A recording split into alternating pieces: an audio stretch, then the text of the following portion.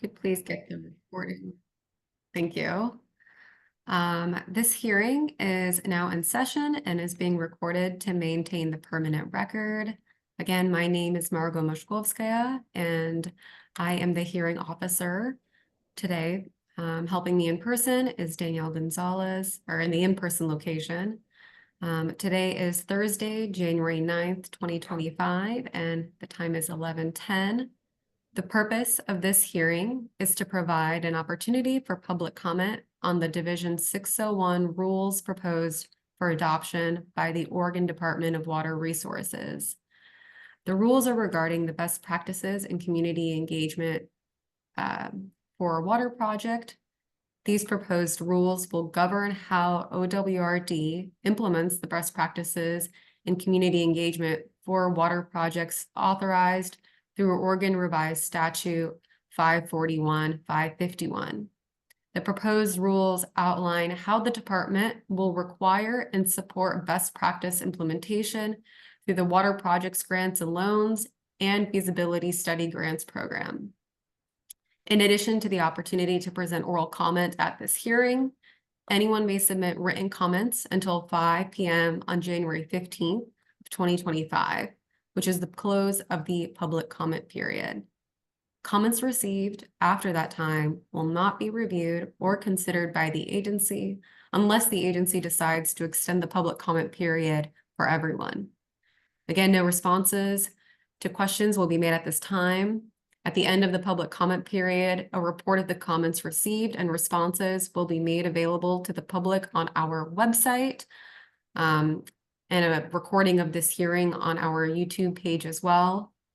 I have dropped a link in the chat to the Division 601 rulemaking landing page, and I will begin taking public comments now, starting with Christopher Hall. So the floor is yours, Christopher.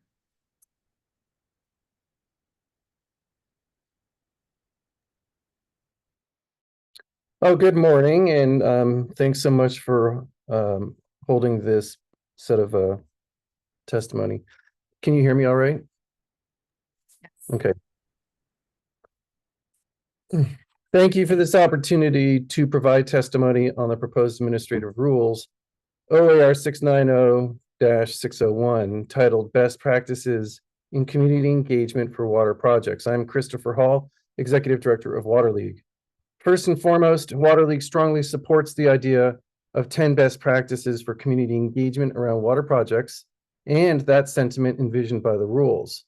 That said, we are concerned about the decision to limit funding only to the water project developers themselves and not directly to disproportionately impacted communities, which is such the focus of the legislative intent of HB 3293 and the forthcoming or the succeeding statute ORS 541.551.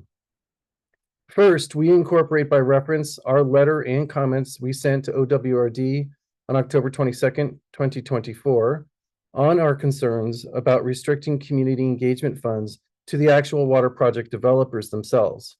To that extent, we reiterate some of our comments here. First, we would like to note two rule definitions. Under local organization, OAR 690-601-0002, subsection 4, quote, community engagement plan applicant, which means eligible local governments or local organizations that apply to receive grants or loans from OAR 690-600 or OAR 690-093 for a water project community engagement plan. We note that those two rules for grant applications limit eligibility to applicants to those who propose water projects. They do not authorize funding for community engagement plans. Number 10, local organization means special government body as defined by ORS 174.117, a federally recognized Indian tribe, a nonprofit organization, or other organization identified who operates in an area affected by a water project and, quote, is eligible to receive grants or loans pursuant to OAR 690-600 or OAR 690-093. We note that applicants for community engagement plans must be the prospective water project developers. That is very clearly articulated in the proposed rules. Without a direct project under either OAR 690-093 or 690-600, a local organization's pathway to apply for funding under OAR 690-601 is indirect and hinges on collaborative involvement with eligible project developers. The idea that a controversial project, as viewed perhaps by a disproportionately impacted community, that they would partner with a group that does not like the project is improbable, unless the scheme was to use the opportunity to manufacture the consent of the disproportionately impacted community. True community engagement, as I know you all know, aims to involve community members in a meaningful decision-making process that affects them. This type of engagement requires local organizations. This type of engagement requires local organizations, the disproportionately impacted communities' trust. Let me restate that one more time. This type of engagement requires local organizations to be from within disproportionately impacted communities, and that they are organizations those communities trust. Genuine community engagement goes beyond mere consultation to actively incorporating their input and concerns into project planning and outcomes. This is the legislative intent of HB 3293 that resulted in ORS 541.551. We recognize and acknowledge OWRD's understanding that there must be guardrails and guidance related to community engagement, hence the articulation of the 10 best practices. We believe that putting the community engagement process in the hands of water project developers the community may view as adversaries cannot be mitigated or ameliorated by the 10 best practices, particularly since there is evidence of gaining such rubrics by developers in every industry across all geographies, and going back to when the railroad development coined the term railroaded. In the scoping document, 10 best practices in community engagement around water projects, on page 8, under the question, why conduct community engagement, is this answer, quote, "It is important to consider that some water projects are not suitable for all communities, and this may result in some projects needing to be placed on hold or delayed, achieving the best interest of the larger community." What is the chance that a water project developer will use state funds appropriated under OAR 690-601 to undermine their own project? We just don't see that as being even close to being realistic. There's a substantial difference between engaging a community to genuinely consider their feedback and using engagement strategies as a checkbox exercise, or worse, to co-opt community voices, manufacture their consent, or suppress their discontent. We recognize the difficulty HB 3293 and ORS 541.551 put OWRD in.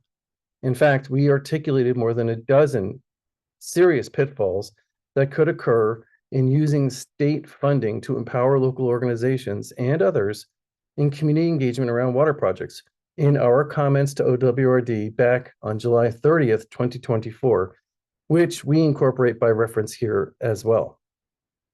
Our main point then was that the process described in statute was highly corruptible.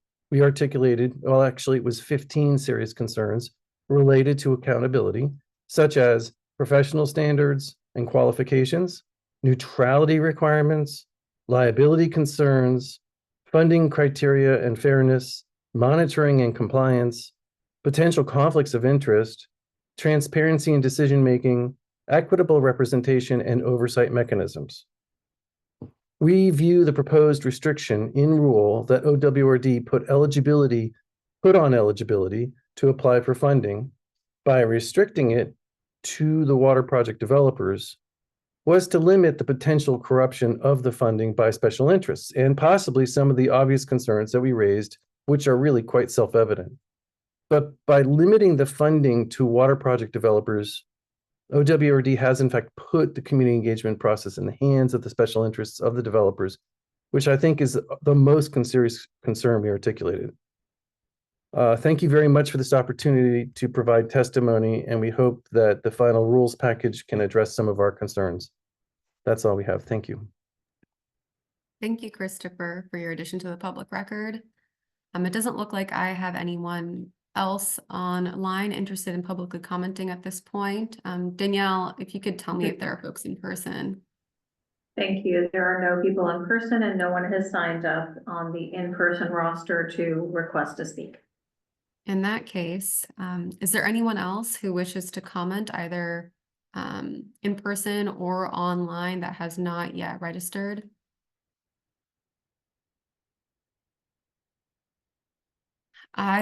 Myself and Danielle will be staying on until noon if anyone decides that they would like to contribute. In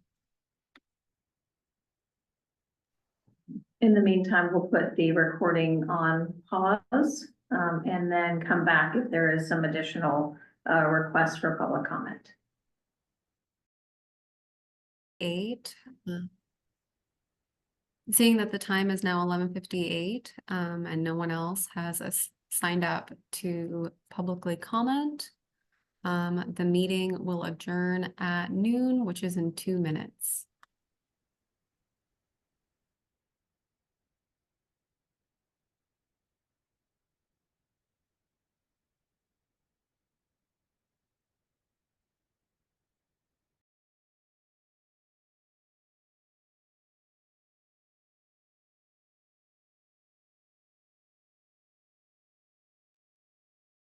And before we adjourn, I'd like to remind people that the last opportunity to submit written public comment is on January 15th at 5 p.m.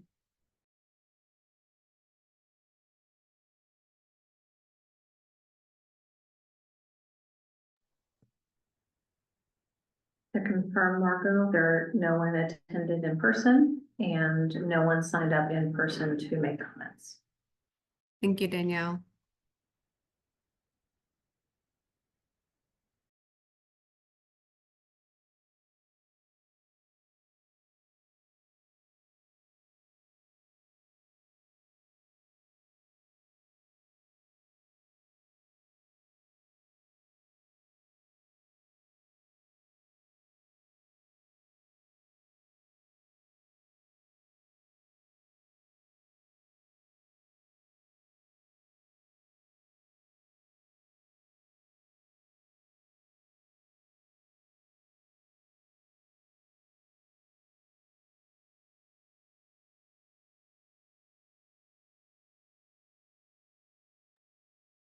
The time is now 12 p.m., January 9th of 2025.